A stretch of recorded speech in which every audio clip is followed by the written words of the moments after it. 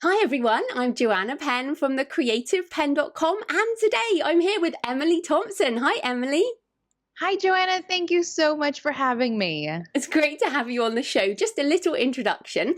Emily helps creative entrepreneurs build online businesses. She provides guidance and courses at Indie Shopography and is the co-host of the fantastic Being Boss podcast and community with Kathleen Shannon. Emily and Kathleen are also the co-authors of Being Boss, Take Control of Your Work and Live Life on Your Own Terms, which we're talking about today. New book, awesome book. So Emily, just start by telling us a bit more about your creative background and how you got into writing. Sure. My creative background is long and it's been an arduous journey for sure. But it's also been a whole lot of fun. I've been creating my entire life. I was the kid who was doing like really crafty things as a kid and like handing it off to other people and giving it as gifts, even trying to selling it a time or two. And I ended up going through school with like traditional educational goals. I got a degree in geography, but all during school, I was doing creative things or business things. I actually owned my first business while I was in college. I also started my second business while I was in college. I was making and selling jewelry on Etsy as just sort of a fun side project to keep me out of my books, I guess, because books. I love books. But so I was doing some creative business things. After I graduated, I ended up starting to design websites for other creative entrepreneurs. So that's how I found myself in the realm of helping other creatives start business. And it was a ton of fun. It started out with me just thinking I was going to build websites. But if anyone out there builds websites for businesses, especially, you know that you're not just building websites. Like in a way, you're kind of responsible for helping them figure out their business model because it is the tool with which they will function as a business. And so I found myself really digging into creative businesses, how it is that they found clients, how it is that they positioned themselves or branded themselves, how it was that they did the work that they did and paired that with running the business that they were running to do the work that they wanted to do. So I spent almost a decade doing that. And in the middle of that, I met my podcast co-host and friend Kathleen, who was also beginning her journey as a creative entrepreneur. And we became what we call business besties. So we were hanging out online. We were totally like online friends. And we were getting together on Skype once a month to talk about our businesses and talk about life as creative entrepreneurs and how it was that we were balancing the two or dealing with difficult clients or how we were pricing ourselves. We were masterminding together, though we didn't really think of it like that. We were just showing up to share what was happening in our businesses. And it was in those conversations where Kathleen and I, years ago, got really vulnerable with the fact that we both envisioned ourselves writing books. Like, we didn't know what they would be. We had no idea like where they would take us or at what point it would make sense for us to do so. But we knew that at some point, we wanted to write a book. And at that point, it was separate. We were going to write separate books, not a book together.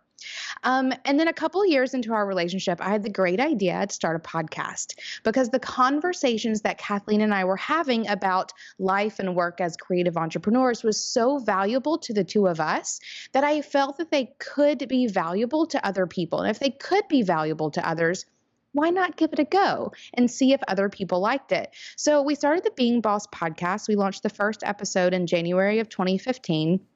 And it took off in a way that neither of us anticipated that it would. We just did it to make something together. We wanted to do a project together, to make something together, and to make something that wasn't dictated by clients. You know, for years we had been working for clients, her as a graphic designer and branding expert, and me as a web designer and online business expert. And we just wanted to do something that didn't have anybody's hands in it except for our own. And it ended up taking off really quickly. And it really hit a chord with, you know, our kinds of people, the people who were working and living the exact same ways we were as photographers or as coaches or as interior designers. And we've even attracted some real estate agents and lawyers, like people who want to do the work that they love doing, but they want to do it in a non-traditional way. And so it was over the course of having, years and years of conversations together and then on the podcast between ourselves, but also with experts in the field of entrepreneurship or, individual professions or just in like living and working like a boss, that we started seeing these really common threads of content. There were things that just showed up for every single boss that we talked to, and we saw the chapters of a book coming to light out of the content that we were already creating and sharing on our podcast. And so probably about 2 years into our podcast, we decided that it was probably time to turn the content we were sharing into a book. And we didn't proactively start going at figuring that out yet. We just knew it was an idea that we had, and someday it would happen. And thus it has. And we'll come back to the writing. But I do want to talk about the word boss. And it's interesting because I found your podcast. I can't remember how I found it because I wouldn't have searched for boss. Because in Britain, like a boss is like a negative kind of word. Whereas in America, like girl boss and like it's become quite a positive word. Like it means a lot. But I also I work for myself and I have a really hard boss. Like my boss makes me work really hard. So I wondered, talk about the word boss and why you chose that as part of the brand for the book, for the podcast, for your community, and why it's so positive, I guess. Sure. Well, I mean, in America, it definitely has like two sides for sure. Where there has grown a very large amount of empowerment behind the word boss. But we also still have the connotation of like a nasty boss that you work for, even like a mob boss who's going to make you go swimming with the fishies or whatever. Like there are still some negative connotations to it for sure. But whenever we chose it, and it's totally a buzzword, and it's especially as we were writing the book and after we were writing the book, we were like, can we never say the word boss again? Like we feel like we say it all the time, and not as a joke. It's just become so much a part of our vernacular. Like it just has replaced so many words. But regardless, for us, it was this idea of positioning ourselves as experts in working for yourself. In being boss and being your own boss and being the boss of your own life and work and sort of taking control of what it is that you were creating and how it was that you were living. And so that was really the mindset with which we chose that word. And now we define being a boss as being someone who owns who they are, who knows what they want, and can actually make it happen. And that can go one of two ways. It can be very positive. It could also be very negative for sure.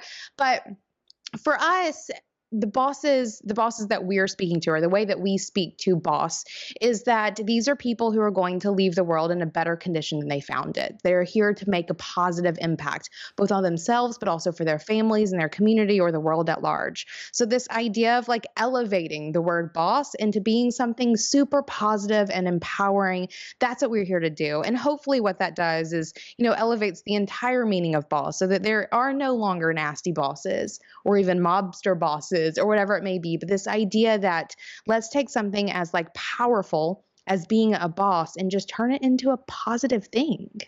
Yeah, and I agree with you. And I think I did find the show because there's a lot of stuff for early entry business people. And then, I was like, I need some people who are more immature in their business. And that's kind of, I think, how I found you guys. But one thing that's interesting in the book, and you actually say, we don't believe everyone has what it takes to be boss. And is great because for years I thought, oh, everyone can do this. And then I kind of realized that why are people struggling? Why can't they just do this? But so what do you think people need in order to make it as a full-time, successful, creative entrepreneur?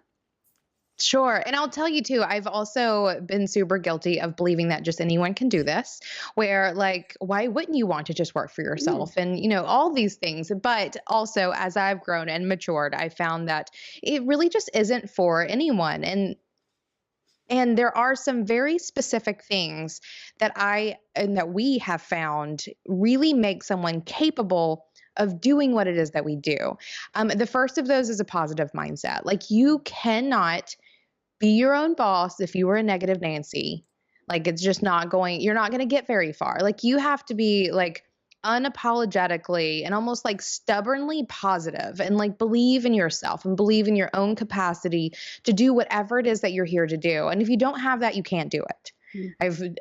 If there's ever like a month or two where I'm feeling down, I get really sad in the winter sometimes. Like, those are times when I'm not being as boss. Like, I'm not running my business as effectively and as efficiently as I could. And it is that mindset. It's the belief that you can absolutely do this. And if you don't have that, or if you ever waver in it more than, a couple of days, then you are not going to succeed as someone who is really taking control in their work in the way that creative entrepreneurs do. So I think the first of them is a positive mindset and really believing that you can do whatever it is that you are here to do. And in a lot of ways on your own. Like, you have to believe that, like, you can have support systems for sure, but if worse comes to worse, you can still do this all by yourself.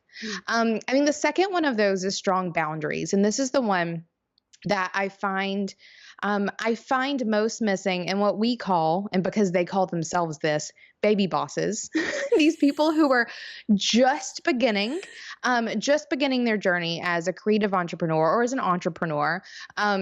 These people tend to have very bad, if any, or unhealthy boundaries where, let's say, they're letting clients text them on the weekend. One, why do they have your phone number so that they're texting you? And two, why don't you say nothing on the weekends? And then they'll reply. So like, that's just, one very simple example. Or someone who will allow themselves to work really unhealthy hours, or those sorts of things. Like, you have to, one, know yourself, and two, put in boundaries to protect yourself so that you can be running at the optimal level. And so if you have unhealthy boundaries, that's where we get to that entrepreneur mindset, or this view of entrepreneurship that it's like this unhealthy grind and hustle that you do no matter what it takes to get where you want to get to. And yes, you can do it that way, but I don't think that's the best way to do it. And it's certainly not the only way to do it. There are ways to, find your own success without, putting yourself in the ground along the way. So I think positive mindset, strong boundaries, and then healthy habits and routines that are going to set you up for success every single day, every single week, every single month. And this also goes back to that mindfulness of knowing what it is that you need to succeed, and practicing those things in your life in a way that makes you easy to go from point A to point B. A very popular example of this is a morning routine. So, you waking up in the morning and having the set things that you do that will get you ready for your day.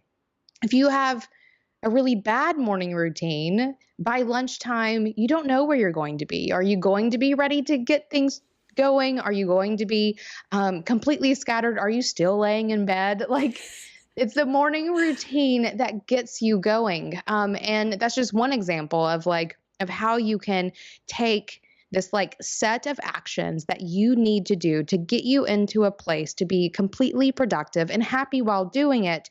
It's taking that set of things and making them habits and routines in a way that you do them without thinking about them, that they get you ready to do whatever it is that you need to do, and they're just continually setting you up for success. And so those three things, they all come down to mindfulness, and they all come down to being really stubborn with your time, where you know what you need to do to succeed because you've defined success, you see the path along the way, and you're willing to take action. And I think all of those things also super comes down to responsibility, which is really hard to do for most of us, but it is the thing that you have to claim and you have to own and you have to practice, this responsibility for yourself every single day, this responsibility for you taking action and reaching your own goals, this responsibility for dealing with other people, or even if you grow a team, being responsible for those people. It's being responsible for the work that you do and the words that you say.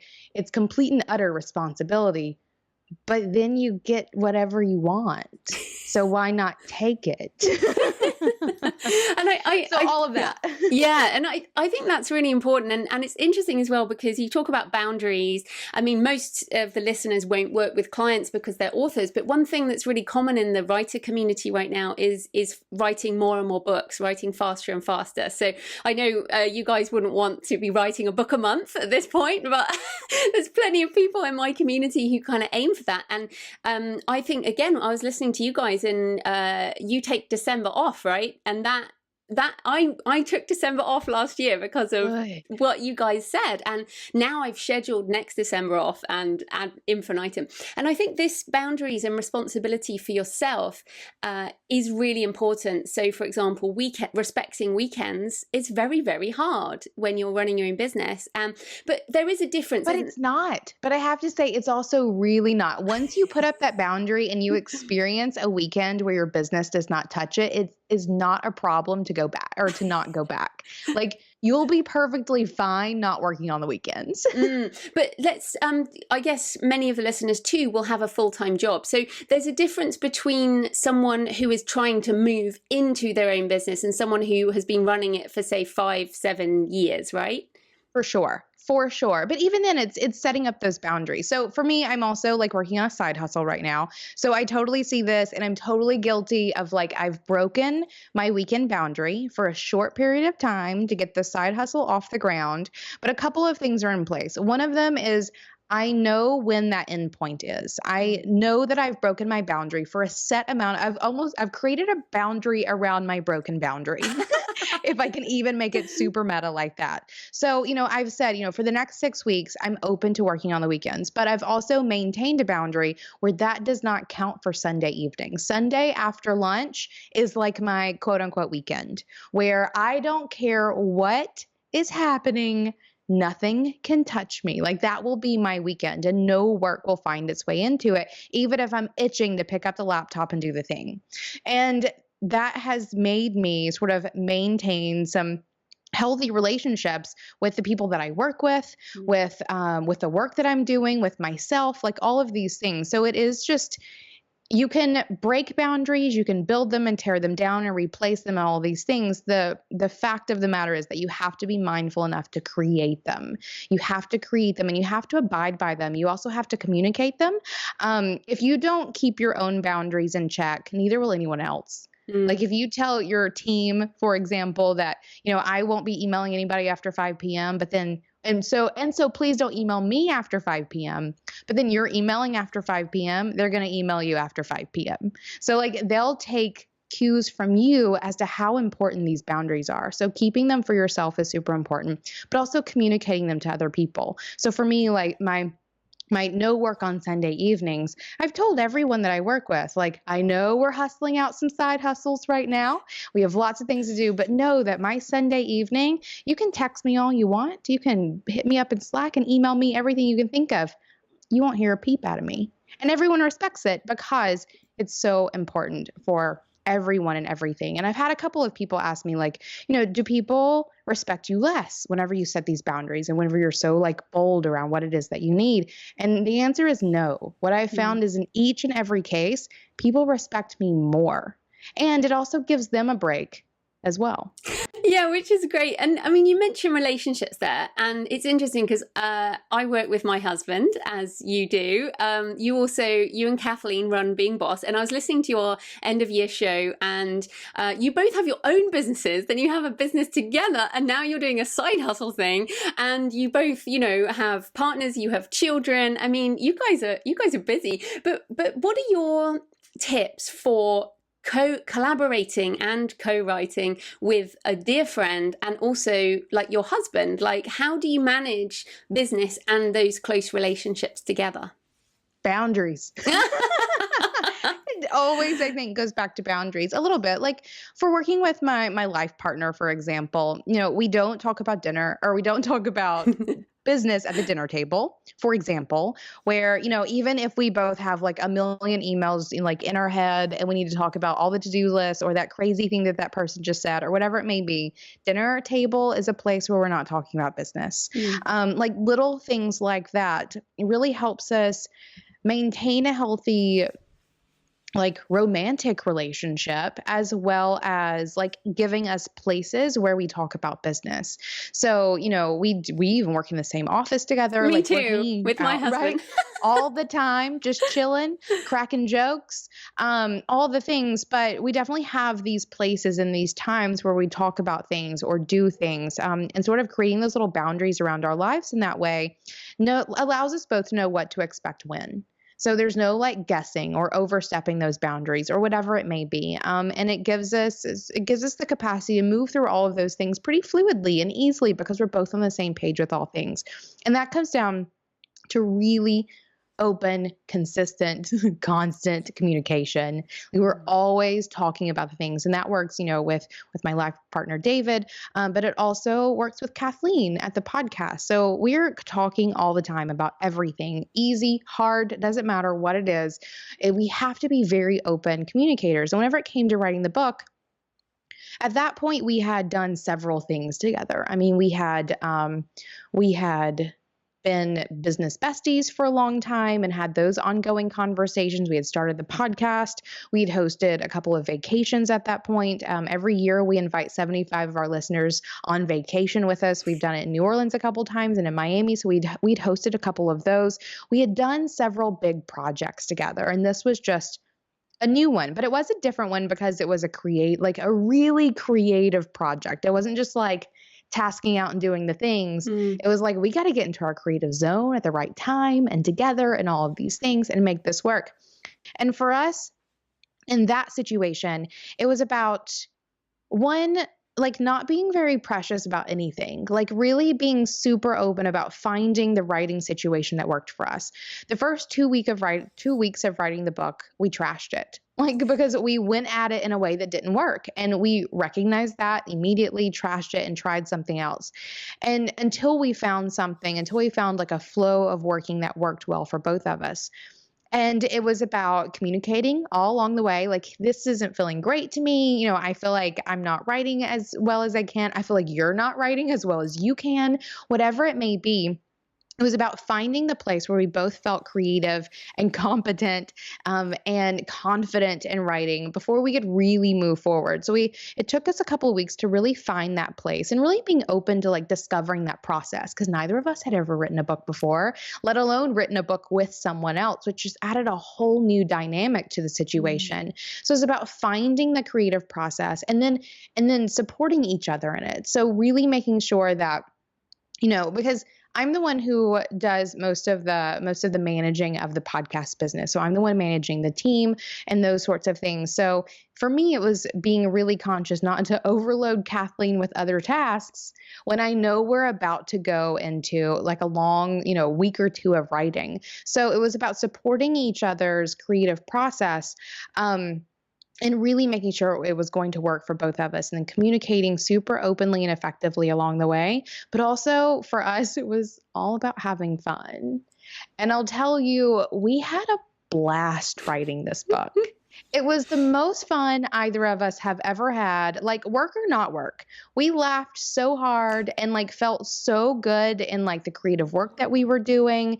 And we wrote it relatively quickly because we were like totally found our flow and our jam, like together and individually. And we found a way that worked for both of us in so many ways. And I think that came from just being so open and willing to figure out the process along the way, and then really tapping into it once we found what would work for us. And just practically, did you write on like Google Docs or Scrivener, or like how did you do that?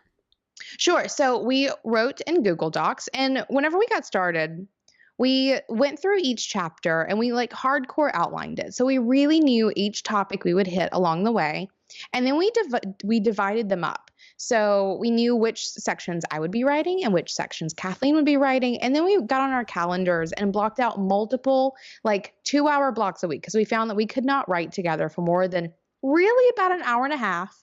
But we always padded in an extra 30 minutes because we were going to talk about something ridiculous for at least 30 minutes every day.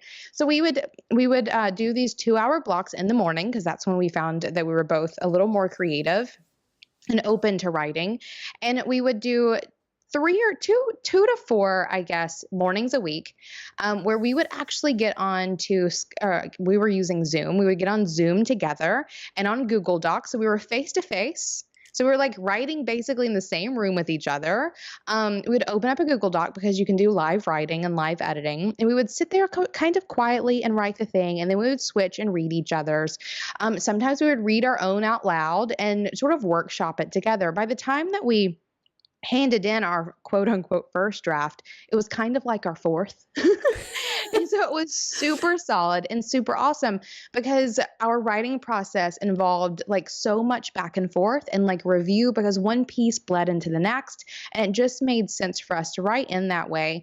And it ended up giving us a really solid final product that made our editor's job super easy, and our editing process super easy as well. So it was us getting together, sometimes like talking aloud. We found it was really helpful if one of us was getting stuck to just like stop typing and go, what I really want to say is blah, blah, blah. And then while like one of us is talking, the other one is actually typing it out. So like really getting really clear about what it is that we were saying and using each other to make the writing process not only enjoyable, but super effective in capturing what it was that we wanted to say. Wow, I've never heard anyone co-write like that. That's crazy. I've co-written like, 7 books or something now, and that's really unusual. So good on you guys. That's fascinating. But I am interested also because both you and Kathleen are very visual, and the book has a lot of quirky pictures, visual stuff. Now, and you're a visual artist, basically. So authors, most of my audience will write rather than do images, and also some of them would probably just not want ever to have their face anywhere. And I know you guys did a fun photo shoot and everything, but can you maybe talk about why images are so important for books, for marketing, and for branding, I guess? For sure. I mean, what people see, I know this is not a popular like idea or concept, and I totally get it and understand it for sure. But the truth of the matter is, what people see will encourage their like first like ideas of what it is that they're seeing. Mm-hmm. So branding or visuals or whatever it may be are super important. And that's definitely how Kathleen and I have built our expertise, both in branding and in websites. So being very visual and having that importance be like top of mind for all of our client relationships and what it is that we do. But also like how we show up for things, what our houses look like. Like we're both just very, very visual people. So whenever we were thinking about this book, it wasn't just what is it going to say, but it was also what is it going to look like? Because you also have to understand that the people who are going to be buying this book are also very visual people. They're graphic designers, they're photographers, they're creative entrepreneurs who are also, for the most part, very visual. So for us, it wasn't just imagining what the book would say. It was also very deeply imagining what the book would look like. For us, it was creating a whole package of a book, not just the words that would go into it. So that was part of our book proposal process. It was part of the conversations that we were having with our publishing team. All of those things is like, this is not only going to be a beautiful sounding book, it's going to be a beautiful looking book as well.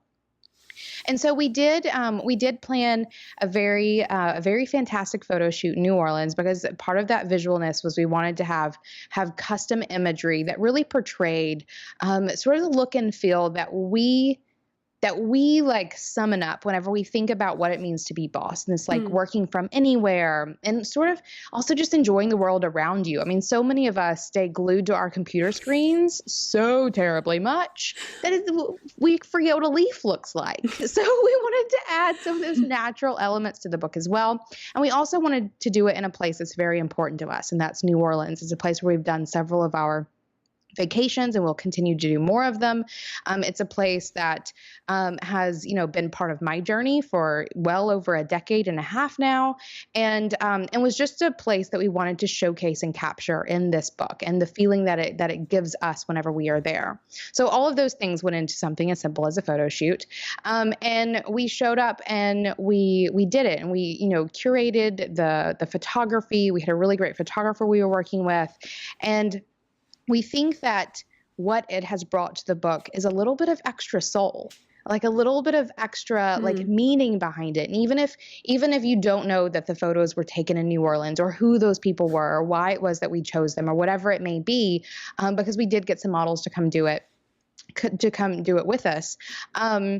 Even if you don't know the like details of all of those things, you feel it. You feel that there's something extra about this book, and there's some extra intention and energy that went behind creating not only something that would be, verbally meaningful, but something that would be like, that would touch you visually and that would make you, want to be more boss, if I need to say it. Oh no, I think it's so interesting. I do think that more authors need to look at imagery. So, I mean, obviously book covers are important, but I mean, the inside too. Yeah, well, and I will also say, though, after embarking on this journey, Kathleen and I have more or less sworn to each other. I don't know that we'll actually stand by it for much longer, that we'll probably never do such a visual book ever again. It does bring a lot. Yeah. It does. Like the editing process for the visuals and like just the overall layout of the book was so much more intense than just like having a simple book that was printed, for sure. But I also think it was completely worth it. And in terms of like using ourselves, because I do want to touch on that for just a second, the publisher really wanted to put our faces on it. Because Kathleen and I have built these like personal brands that are so connected to the podcast and the work that we do. They're like, well, obviously you're going to put your face on it. We're like, no, we're not. Like our faces are actually not going to go onto the cover of this book because we want anyone to be able to pick up this book and see themselves in it, not only if they look like us. Yeah. So we were super conscious about not having our faces on the cover of the book. We are on the back cover, and we are on a couple of spreads on the inside. But that again is just sort of illustrating that like real people do this. Like, and granted, we were in a photo shoot in New Orleans, but we've also worked like that in New Orleans where we had to strike a very careful balance about not putting ourselves in it too much, which Kathleen and I, usually wouldn't mind. We're all over our website, all of these things, but this book, we wanted it to be significantly more universal. And we really wanted anyone to be able to see themselves in this place, working for themselves, taking control of their life, all of those things. So all of it was super intentional, super conscious on like almost a painful level, but I think the product of it will speak for itself. Yeah, absolutely. And I mean, you mentioned control there, and I mean, you have the word indie in your business name, and you guys are very independent, and most of my audience are independent authors. But you guys chose to go with a traditional publisher with the book. So I wonder whether you could tell us your reasons, because I know people who also do it themselves. So why that choice? Sure. That also was a very conscious choice where we discussed it together and with experts, with, book agents, with other authors. We spoke with anyone we could about the pros and cons of each of them. And whenever it came down to it, we really chose to go with a traditional publisher because what we wanted to do was grow the reach of our brand. And we wanted, what we really wanted twofold. We needed the accountability and the deadlines, because we've been talking about writing a book for years and it hadn't happened yet. We needed someone else there, tapping their foot, telling us deadline's coming. So we recognized that totally and stepped up to the plate. And the second was distribution and the ability to reach more people. If we had published the book ourselves, we would have sold it to our current listener base, which would be great for sure. But that more or less would have been it. What we wanted to do with this book was spread this message that, if you do these things, you can do whatever you want with more people than just the people who were already hearing that message. And that really was the underlying reason of why we decided to go with a traditional publisher, was that we wanted that expanded reach. And also because we're so used to doing everything ourselves, we kind of just like the idea of being able to write a book and hand it off and have someone else figure out all of those things, especially with systems already in place. So for once, we were willing to not DIY something. And also, I do think it's important, if you're going to do a very image-heavy book, traditional publishing is much better in terms of the printing as well. Yes. Yeah, I can't even imagine having figured that out. Because another thing too, because Kathleen and Kathleen and I are so like visually centered. The quality of the book and like the feel of the paper, like those were the kinds of things. Like for us, creating this book was creating an entire experience. And we knew that we would have more resources, and we went with a traditional publisher. I totally get it, and I think you guys made the right choice there, for that printing. But I am interested because, of course, publishers will do the printing, but they will want you to do the marketing. So how? I mean, obviously, you guys are used to doing personal branding type marketing, but how do you think the book marketing will be different to the marketing that you already do for your businesses? Because this is quite new for you guys, right? It is. It's a different kind of long game is what we're really finding. So, we're used to launching things and doing digital marketing campaigns and, just making them do and like these little spurts. Like every quarter we'll launch something, or we sell our vacations once a year or whatever. So we're used to doing marketing. Like it's kind of a hobby. It's weird. We like it for the most part. But for this, we really see it as, I've already drawn up the digital marketing campaign for the launch of this book, and it's 8 weeks long. It's the longest marketing campaign I've ever done, because we've never marketed anything for 8 weeks. And that's just like phase one. So, and really thinking about how we're going to be long-term marketing this book for the next year, or even 2 years. Like, how do we continue to leverage this thing that we've created and expand it to more and more audiences? So really the biggest thing for us the biggest shift this is for us in terms of what we're used to doing, because we're super used to marketing things, to what this is really thinking about how we make a slow burn as opposed to that, like, fast spark. We're used to doing fast sparks. This is going to be a super slow burn. Oh no, it's really interesting. So, and of course, one of the things you'll be doing is lots of stuff on the podcast. And, I really love your show. So can you just tell my listeners about your show and what they can expect on Being Boss, the podcast? For sure. So we try to make our podcast super conversational. So if you're not down for conversational podcasts, it's not the place for you. It's super conversational, where Kathleen and I are either talking together or with a guest around what it's like to be a living, working creative entrepreneur. So what it's like to pour your soul into your work and then ask someone for money for it, or what it looks like to have work-life balance. We talk about really the down and dirty, like what it looks like to actually live and work in this way. And we don't sugarcoat things. Like Kathleen and I are known for being pretty raw and really open and vulnerable about the struggles, but also the successes, but also the struggles that come with the successes of what it looks like to live and work in this way. And so it's fun. I think the people who listen to it tend to have a good time. We get so many emails from people who say that it's like we're there doing the dishes with them, or we're with them in the car on, their commute to their day job or whatever it is, where it's like sitting down at a cafe and listening in on some cool chicks having a conversation about what it's really like to live and work as a creative in the world and doing business along the way. Yeah, and making money too. And I think that's really important. I think there are a lot of craft podcasts out there. But, I think the money side, the ambition side, I certainly get a lot out of your show. So keep doing it. Will do. So the Being Boss book, or the book Being Boss. Gorgeous. Take control of Thank you. Which is Being Boss, Take Control of Your Work and Live Life on Your Own Terms, is now available for pre-order, except I think by the time this episode comes out, it'll be like the day before the book actually launches. You can buy your own copy wherever you like to buy books. And you can find out more about the book at beingboss.club/book. You can find all of our podcasts at beingboss.club, or wherever you listen to podcasts. We're kind of everywhere. Brilliant. Well, thanks so much for your time, Emily. That was great. Thank you. It was such a pleasure chatting with you.